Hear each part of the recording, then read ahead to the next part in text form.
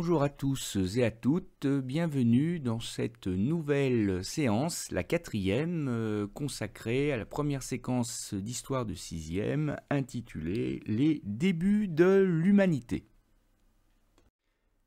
Après avoir planté le décor spatial à travers une carte, celle des premières migrations humaines, et après avoir planté le décor temporel avec la découverte d'une frise chronologique et de ses dates clés, nous allons maintenant découvrir les premiers hommes à travers l'étude de la grotte Chauvet, et nous allons l'aborder sous l'angle de l'histoire des arts, ce qui doit être une découverte pour vous. Et nous allons tâcher de répondre à une question simple. Outre c'est quoi la grotte Chauvet, où est-ce que ça se trouve, on va se demander plus globalement que nous apprend la grotte Chauvet sur les premiers hommes. Alors déjà, situons dans l'espace, en histoire on a toujours besoin de la géographie. Situons dans l'espace la grotte Chauvet. Alors la grotte Chauvet, comme tu peux le voir, c'est en France. La grotte Chauvet est située dans la région Auvergne-Rhône-Alpes, qui se trouve d'ailleurs être ta région, si tu es au collège Charles-Delbault de Tronget. Plus précisément dans le département qui se situe au sud de la région Auvergne-Rhône-Alpes, c'est-à-dire le département de l'Ardèche. Et on se situe même à l'extrême sud d'ailleurs de l'Ardèche. Voilà, pour ce qui est d'une première information à caractère géographique. Autre question que l'on doit se poser, ça ressemble à quoi la grotte Chauvet? Alors, avant de pénétrer dans la grotte Chauvet, eh bien, je vous propose d'en découvrir les abords, et on peut voir que l'accès de la grotte n'est pas très simple, j'allais dire d'ailleurs heureusement. Ça a contribué à la préserver, parce que on est dans un relief difficile, montagneux. On voit qu'on a une falaise verticale qui apparaît en arrière-plan de l'entrée de la grotte. On voit aussi qu'il y a une végétation qui attaque les pentes de la grotte, et cette végétation, elle est assez sèche, ce sont des arbustes, et oui, je l'ai dit, on est à la frontière entre l'Ardèche et le Gard, on est aux portes de la Provence-Alpes-Côte d'Azur, le Grand Sud, on est en milieu méditerranéen. Donc voilà à quoi ressemblent les abords de la grotte Chauvet, cerclé de rouge sur la photographie. Voilà sous un autre angle la falaise dans laquelle se trouve l'entrée de la grotte Chauvet.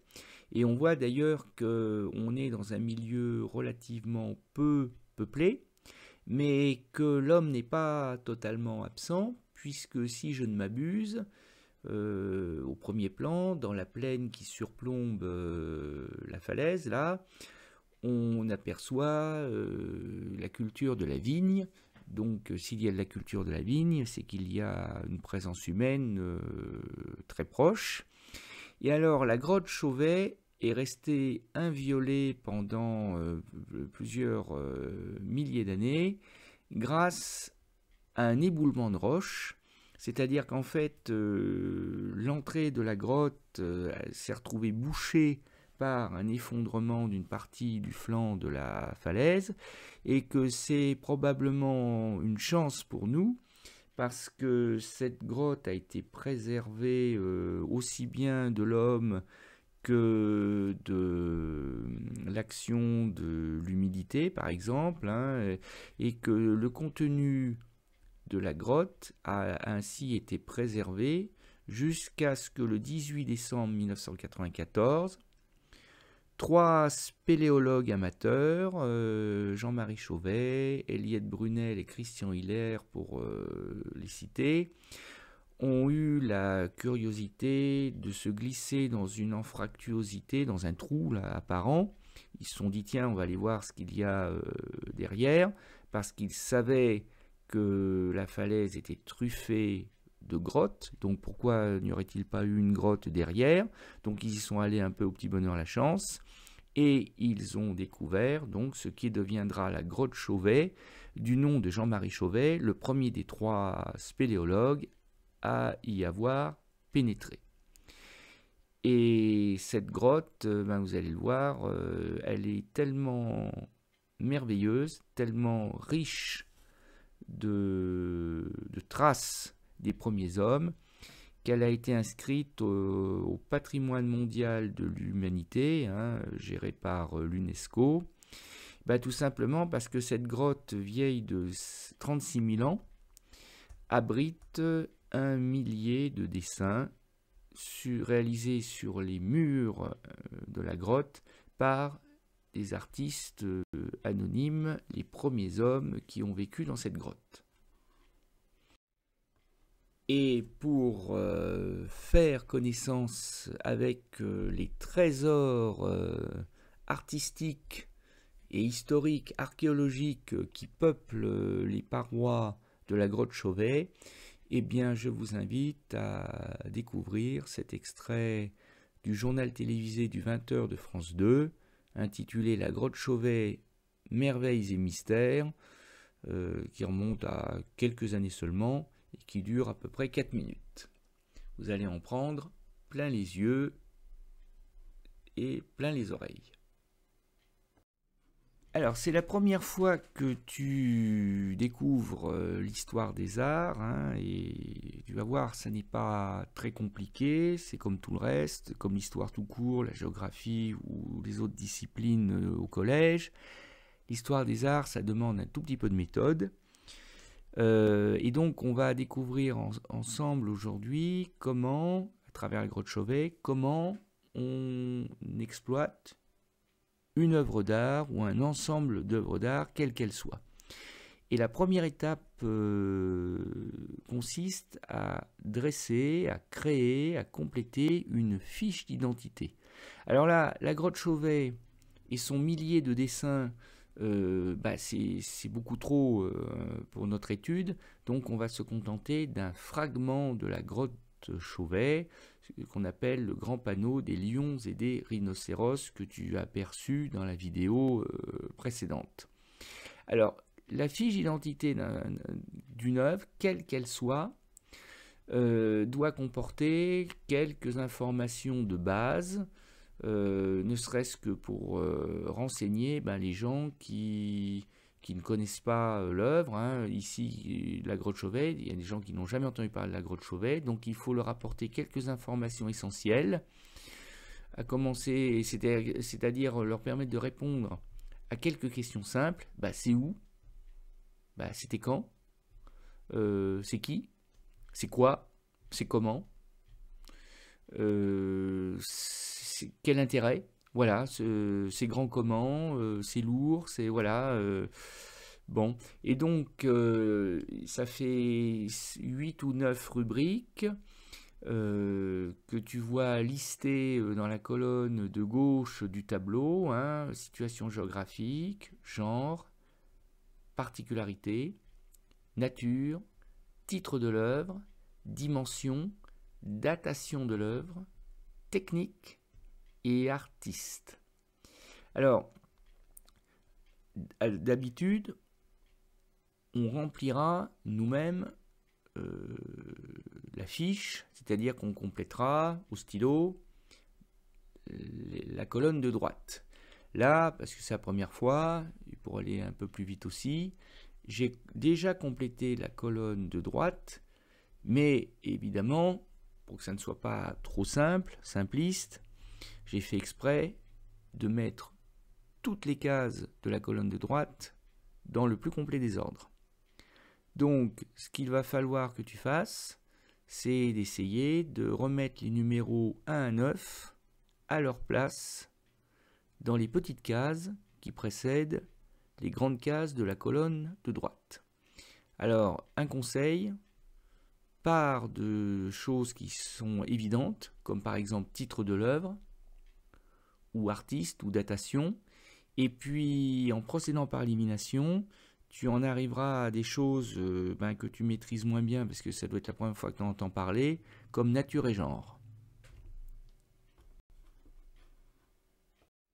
Alors voici le corrigé de l'exercice. Donc la situation géographique, ça correspond dans le cas présent à la grotte Chauvet en Ardèche, dans la région Auvergne-Rhône-Alpes, en France. Le genre, alors le genre, ça c'était pas facile. C'est ce qu'on appelle de l'art pariétal. L'art pariétal, qu'on appelle aussi parfois l'art rupestre, c'est-à-dire des dessins ou des peintures, voire des sculptures exécutées directement sur la paroi, sur le mur d'une grotte. Ça, c'est le genre. Si tu vois pas encore bien, si tu n'as pas encore tout à fait bien compris, ne t'inquiète pas, on va en faire beaucoup d'histoire des arts dans les 4 années du collège et tu finiras par bien comprendre ce que c'est que le genre, et en particulier à distinguer le genre de la nature de l'œuvre. Parce que souvent, au collège, on confond genre et nature. Alors, la nature de l'œuvre, je passe directement au 4, je reviendrai au 3 après. Eh bien, la nature de l'œuvre, c'est une peinture ou un dessin. J'ai sauté la particularité. Alors, la particularité, c'est-à-dire que ça, c'est pas donné à toutes les œuvres d'art, hein, c'est qu'elle est inscrite au patrimoine mondial de l'humanité, c'est-à-dire qu'elle est reconnue comme une des plus belles œuvres d'art jamais produites par l'homme depuis que l'homme existe. Et la grotte Chauvet est classée au patrimoine mondial de l'humanité depuis 2014, ce qui lui attire d'ailleurs une foule venue parfois du monde entier, tous les amateurs de la préhistoire à travers le monde, ou tout bêtement tous les touristes un petit peu au courant, viennent exprès, ou quand ils sont en vacances pas très loin, font le crochet pour venir découvrir la grotte Chauvet.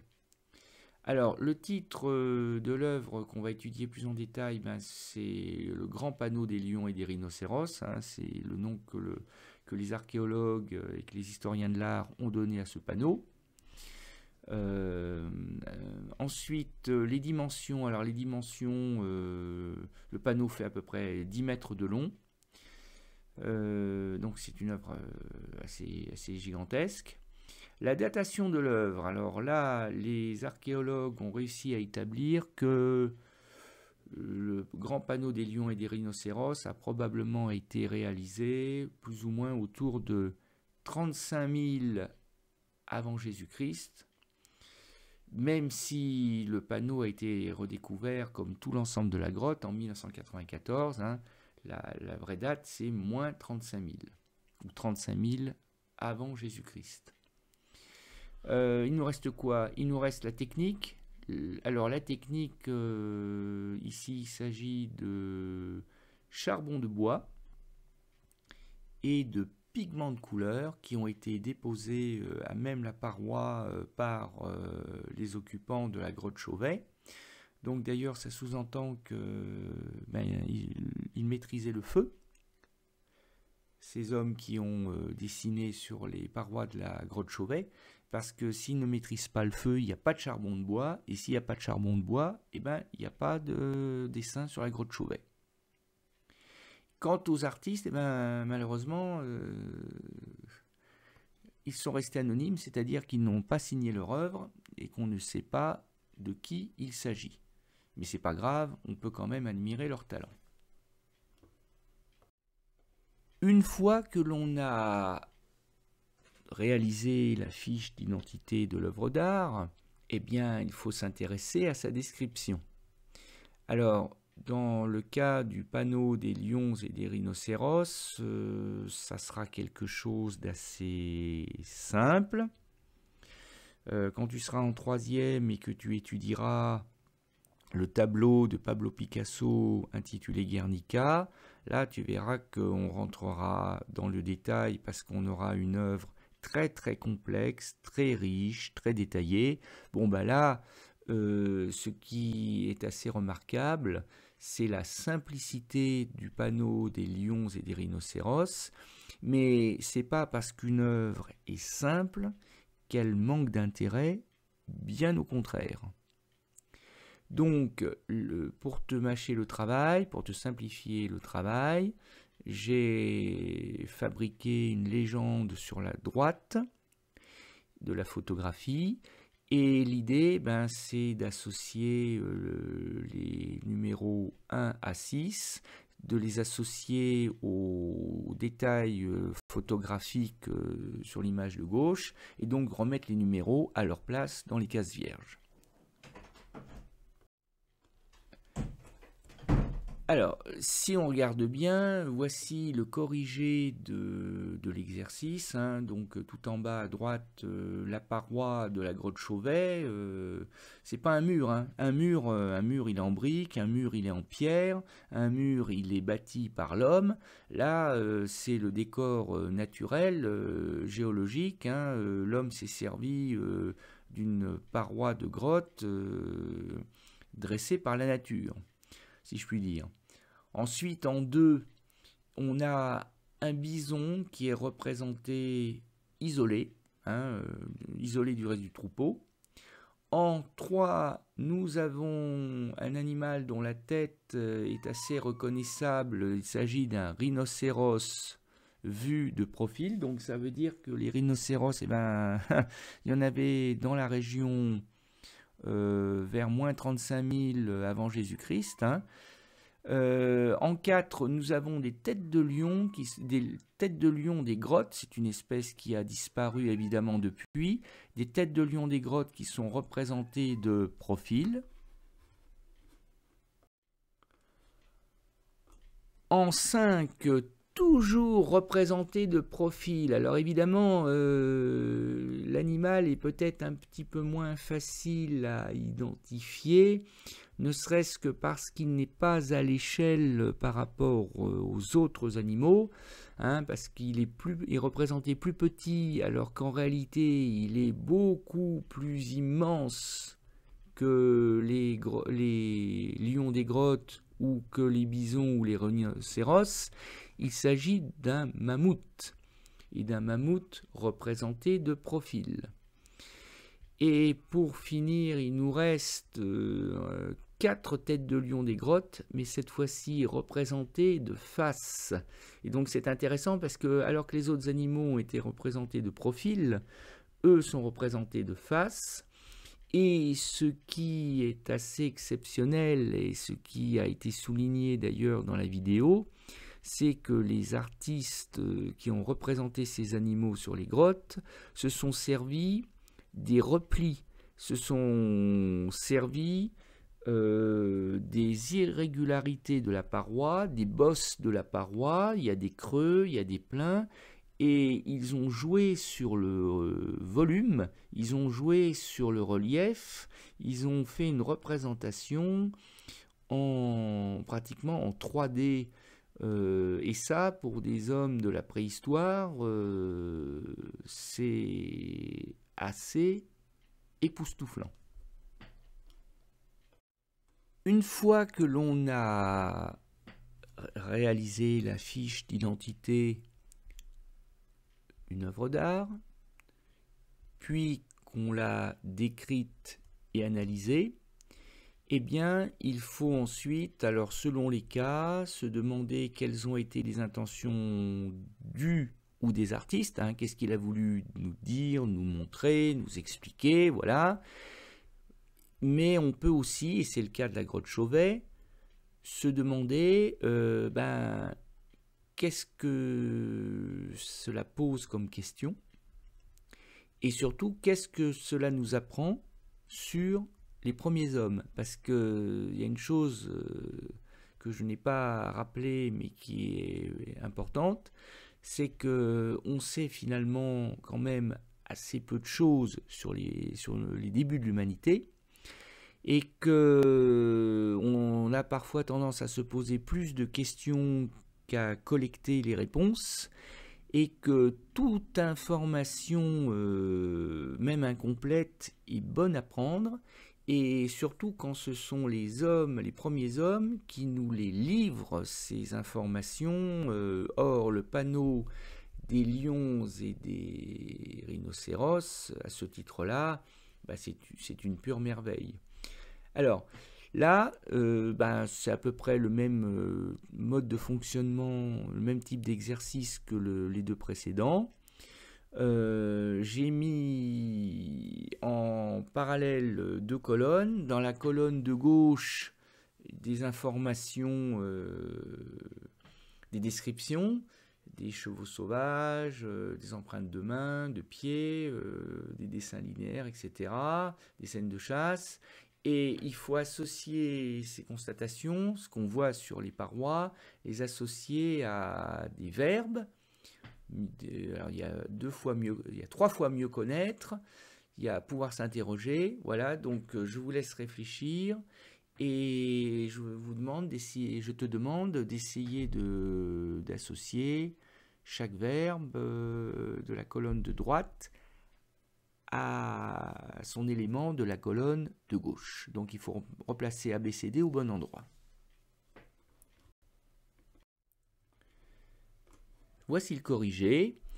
Donc le fait qu'il y ait des chevaux sauvages, des mégacéros, des lions, etc., ça permet de mieux connaître la faune de l'époque. La faune, c'est-à-dire les animaux qui vivaient dans l'Ardèche, c'est-à-dire au cœur finalement de la France, mais du paléolithique, de la préhistoire aux alentours de moins 35 000 avant Jésus-Christ.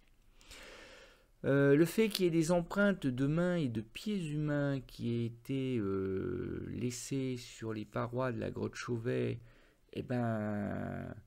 ça permet de se demander pourquoi, de s'interroger sur les motivations des artistes. Pourquoi ont-ils représenté des mains et des pieds, mais pourquoi n'ont-ils pas représenté des humains? Pourquoi ne se sont-ils pas représentés?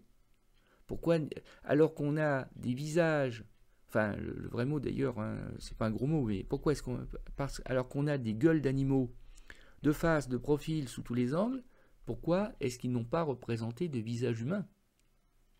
On n'a pas la réponse. Mais le fait de ne pas avoir la réponse n'interdit absolument pas de se poser la question.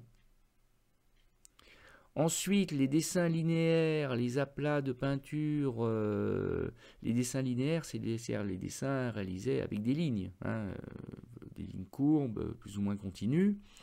Et les peintures faites maison, parce qu'évidemment, on ne les a pas achetées en supermarché, ça permet de mieux connaître les techniques picturales des hommes. Comment ils s'y sont pris pour dessiner, pour faire des couleurs et réaliser des œuvres qui sont véritablement magnifiques.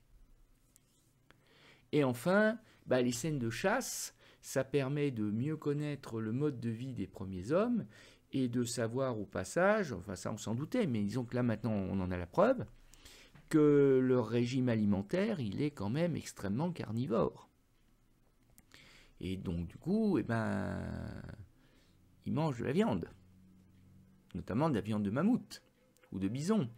Et alors, j'allais oublier, mais c'est aussi que parce que j'avais plus de place sur ma feuille, mais on pourrait se poser aussi une autre question. De la même manière que je vous ai fait remarquer qu'on pouvait se demander pourquoi les hommes ne s'étaient pas représentés sur les parois des grottes, on peut aussi se demander pourquoi ils représentaient les animaux. Est-ce que c'était pour leur rendre hommage? Est-ce que c'était parce qu'ils trouvaient que ces animaux qui vivaient autour des grottes, de la grotte Chauvet, ils étaient beaux? Est-ce que c'était pour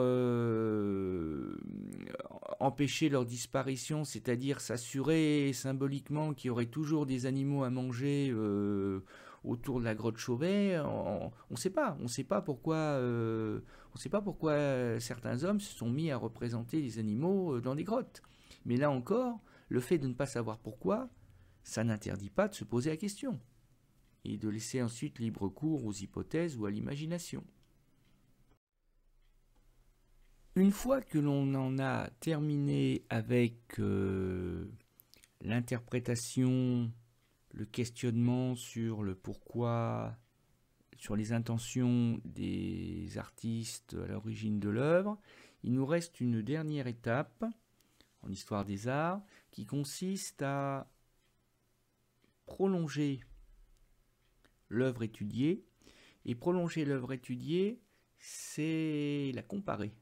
C'est la comparer à d'autres œuvres qui peuvent être du même artiste ou pas, qui peuvent être de la même époque ou pas, qui peuvent être de la même nature ou pas, c'est-à-dire comparer une grotte avec une grotte, mais comparer un tableau avec un tableau, mais on peut aussi éventuellement envisager de comparer un tableau ou une peinture avec une sculpture, pourquoi pas. Et là, eh bien, sur la carte de France que vous avez sous les yeux, vous avez la carte des grottes préhistoriques qui existent, qui ont été découvertes, parfois par accident d'ailleurs, un peu comme pour la grotte Chauvet.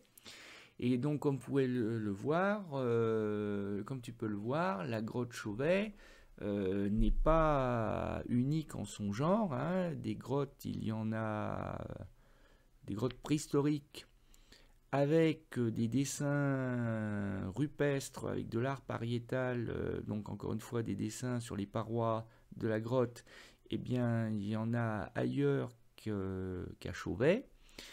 On en voit beaucoup dans la moitié sud de la France. Ça s'explique par la géologie. Hein. C'est plutôt dans la moitié sud de la France qu'on va trouver des montagnes, des collines, enfin le relief géologique qui favorise les grottes. On en trouve beaucoup moins, on n'en trouve pas dans le nord de la France, donc ceci explique cela. On voit au passage d'ailleurs aussi qu'il existe quelques grottes reconstituées. Alors là, ça demande une explication.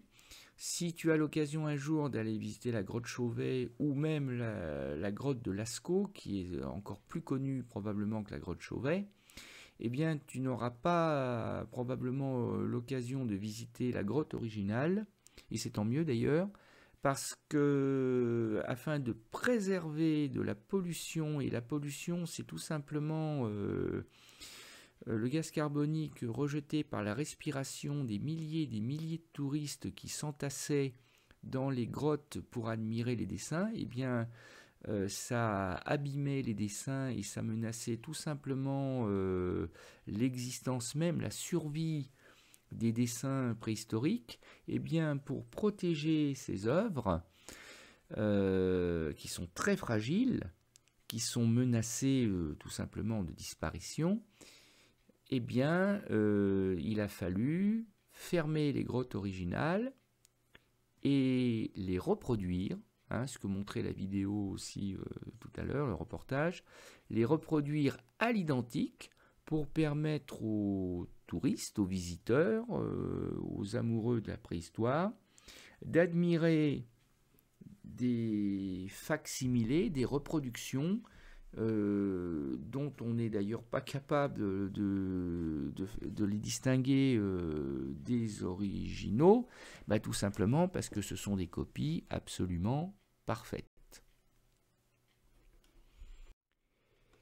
Et du coup, c'est l'occasion de parler des grottes, de la grotte de Lascaux, Découverte en 1940 de manière totalement accidentelle, hein, l'histoire est connue, un petit berger qui a vu son chien, le chien de troupeau qu'il a vu tomber dans un trou. Le petit berger tenait beaucoup à son chien, donc il a voulu récupérer le chien. Et de fil en aiguille, eh bien, on a découvert que le trou il était très profond, que le chien a été récupéré vivant, hein, mais que si on allait au bout du trou, eh ben, on trouvait une entrée de grotte, et c'est ainsi qu'on a retrouvé une grotte magnifique, comportant là encore des dessins d'hommes préhistoriques, hein, là, vous avez une reproduction à gauche d'un auroch, qui est l'ancêtre du bœuf, hein, du taureau, du bœuf d'aujourd'hui. On a aussi une représentation à droite très très reconnaissable d'un mammouth. Et alors là, l'artiste, il a été... Vous voyez qu'ils sont doués, ces artistes de la préhistoire, parce qu'il a représenté les contours du corps du mammouth, de la chair du mammouth, avec un charbon de bois, hein, c'est le trait linéaire noir. Mais par contre, comme il avait remarqué que les défenses du mammouth étaient en ivoire, hein, en corne si on veut, eh bien, il n'a pas représenté les cornes, les défenses du mammouth avec son charbon de bois. Il a gratté la pierre, il a entaillé la paroi de la grotte. Il s'est rendu compte qu'en le faisant ainsi, eh bien, la pierre à nu devenait blanche, et il a, entre guillemets, sculpté, il a tracé les défenses en ivoire du mammouth. Et là, c'est quand même assez génial. On peut aussi évoquer rapidement une autre grotte qui a été découverte plus tardivement que la grotte de Lascaux, qui a été découverte d'ailleurs 3 ans seulement avant la grotte Chauvet, en 1991, donc à peu près en même temps. Une grotte dont l'occupation par les premiers hommes est à peu près identique à celle de la grotte Chauvet, puisque la grotte Chauvet c'est à peu près autour de moins 35 000, et que la grotte Cosquer a été habitée par les premiers hommes, Homo sapiens, aux alentours de moins 30 000 à peu près, donc c'est à peu près comparable. La grotte, elle est un petit peu moins riche, elle ne comporte que quelques centaines, à peu près 500 dessins, mais bon, c'est quand même pas mal. Et alors surtout, quand on voit le plan d'accès de la grotte Cosquer, eh ben, on se rend compte que c'est un... Alors d'abord, on se rend compte d'une chose, c'est que la nature a été profondément modifiée depuis la préhistoire, puisque cette grotte, qui était évidemment à l'air libre, avec un accès terrestre, eh bien, s'est retrouvée noyée, c'est-à-dire retrouvée sous la mer Méditerranée, puisque j'ai oublié de préciser que la grotte Cosquer se trouve dans la région d'Alpes, Provence-Côte d'Azur, le Grand Sud, là, pas très très loin de Marseille d'ailleurs, à proximité de Marseille. Et que aujourd'hui, pour y accéder, enfin, quand Cosquer a découvert la grotte qui porte son nom, eh bien, il a été obligé de se transformer en homme grenouille et de nager pour retrouver l'entrée de la caverne, de la grotte. Mais qu'évidemment, les hommes préhistoriques, eux, évidemment, ils n'avaient pas des bouteilles d'oxygène, ils ne savaient pas nager. Donc, évidemment que les lieux ont changé depuis. Donc, vous voyez, la grotte Cosquer, elle s'est retrouvée noyée. La grotte Chauvet, elle s'est retrouvée fermée par des éboulis. Et combien d'autres grottes préhistoriques n'ont toujours pas été découvertes à ce jour ? Eh ben, mystère et boule de gomme, hein. Et donc cette grotte a elle aussi été reproduite à l'identique pour permettre d'être visitée par les touristes. Et l'on peut voir de purs chefs-d'œuvre, et notamment cette intrigante main négative, c'est-à-dire que il suffit, c'est pas très difficile de comprendre comment l'artiste s'y est pris. Il a posé sa main, doigt écarté, paume de main, doigt écarté, à plat sur la paroi, et il a projeté avec, à l'aide d'une paille, hein, il a soufflé des pigments de couleur tout autour de sa main. C'est ce que l'on appelle une main négative.